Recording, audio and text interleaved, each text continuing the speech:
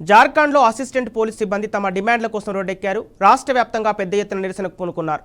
తమ జీతాలు పెంచాలని డిమాండ్ చేస్తున్నారు. రాజధాని రాంచీలోని సీఎం హేమంత్ నివాసానికి భారీగా పోలీస్ సిబ్బంది తరలివచ్చారు. దీంతో వారిని పోలీసులు అడ్డుకునే ప్రయత్నం చేశారు. ఈ క్రమంలో భారీగా తోపులాట చోటు చేసుకుంది. పరిస్థితి అదుపు తప్పడంతో పోలీసులు లాఠీలకు పనిచేశారు. లాఠీ చార్జీ చేసి ఆందోళనకారులను చెదరగొట్టారు. తమకు జీతాలు పెంచాలని నినాదాలు చేస్తున్నారు.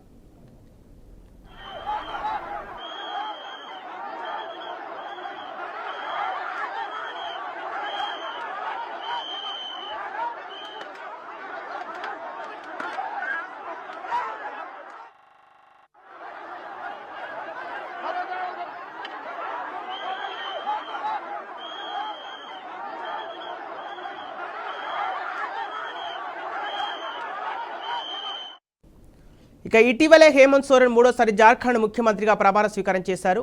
అలాగే కేబినెట్ విస్తరణ కూడా చేశారు. గత వారం ఢిల్లీ పర్యటనలో ప్రధాని మోదీ, సోనియా గాంధీ, సునీతా కేజ్రీవాల్ కలిసి వెళ్లారు. మనీ లాండరింగ్ కేసులో 5 నెలల జైలు జీవితం అనంతరం ఆయన తిరిగి సీఎం పీఠాన్ని అధిరోహించారు. త్వరలోనే జార్ఖండ్ అసెంబ్లీ ఎన్నికలు జరగనున్నాయి. ఈ నేపథ్యంలో తమ డిమాండ్ల పరిష్కారం కోసం అసిస్టెంట్ పోలీస్ సిబ్బంది నిరసనలు చేపట్టినట్టు తెలుస్తోంది.